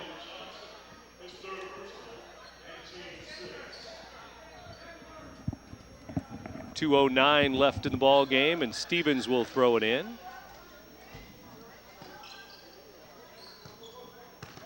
.84-54 score. Here is Connert, right elbow, shot up and in. Connert, 9 points in the game. 9 for McKenzie, 9 for Stevens. Here's a 3 ball that's missed the other side, and Trailblazers ball on the rebound. Leading 86-54. 86 points on the board for the Trailblazers now. And just a minute and a half to go in the game. Here's McKenzie driving in. Glass, no. Rebound. Hordem keeps it alive. Out to Stevens. They're going to let the shot clock run down again because they got a new shot clock there, and it resets. 1:11 to go. Trailblazers with a 32-point lead will dribble it at the top of the key. Now Stevens has the basketball. To Connert, left side. Out to McKenzie again with 1 minute to go. During our post game, Sean Rayburn going down to talk to the coach, Dion Thomas, and his thoughts on their first win of the year in this home game tonight. So we'll hear from those gentlemen in a moment. 40 seconds left. Johnson has the basketball for the Spartans, who again will be 1-4 on the season after this loss tonight. Johnson inside, kicks it to the three-point line. Short shot blocked. And coming out of there with it, Cannon for three. It's no good. Inside, Panzik. It's blocked away, and Lewis and Clark will get the basketball. They're going to call it out on the Trailblazers, out of bounds off of a Trailblazer there. So with 14 seconds left, it will be Missouri Baptist basketball again. Panzik up, Hordham with a foul. That'll be his fourth. 6 points for Hordham off the bench. Stevens with 9, McKenzie again with 9, Connerts with 9, Eslick with 11, Craddock with 13 points as Panzik misses the free throw. But the leader tonight, Austin, who had 2 points at halftime, and now he's got 15, and that's what he'll finish with, is 15 points in the game to lead Lewis and Clark tonight. Davi Austin. That's going to do it. Lewis and Clark will win it by a score of 86-55 here at Riverbend Arena. Trailblazers with their first win of the year, and we're back with a post game in a moment here on LCTV. I decided to come to Lewis and Clark Community College because it's close to home and I knew a lot of my friends were going here too, so there's never an unfamiliar face in any of my classes. Coming to Lewis and Clark is a big step in my career path because Lewis and Clark has one of the best nursing programs in the area. Affordable, friendly atmosphere, attentive teachers, Lewis and Clark.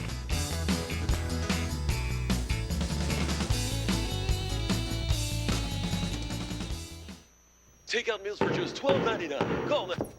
Sherry Pearson. You are the sole surviving heir of the King of Montonopolis, and you are now worth $45 million. I'm rich. This can't be real. Of course it's not real. Come on. Having money isn't about luck.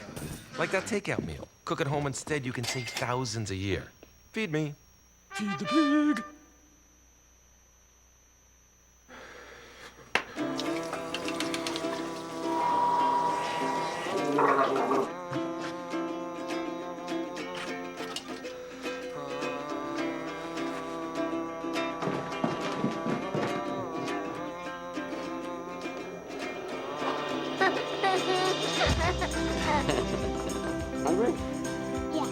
The smallest moments can have the biggest impact on a child's life. Take time to be a dad today. Bring out the action hero in you. Fuel up right and get energized.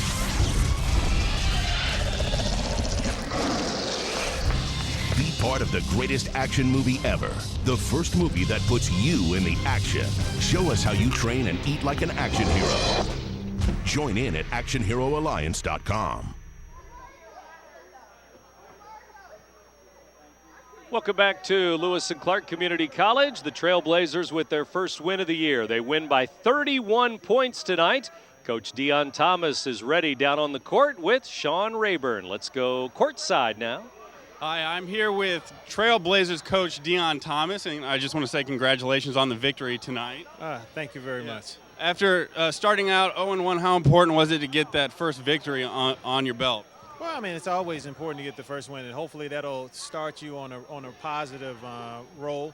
But we wanted to come out and be able to work on some things that we didn't do well in the game against ICC, and I thought we did a really good job at making those corrections. I thought we rebounded extremely well. We got back to boxing out and doing the things that we talked about and worked on in practice, which are the things that really hurt us in the game against ICC.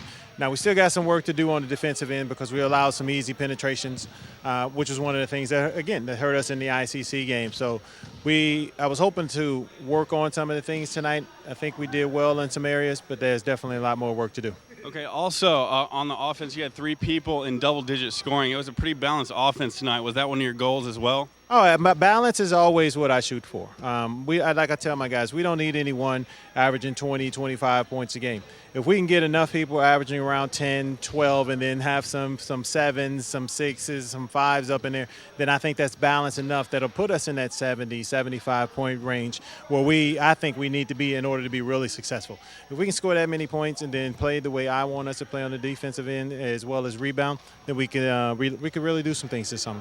All right, lots of good stuff. Back up to you, Brent.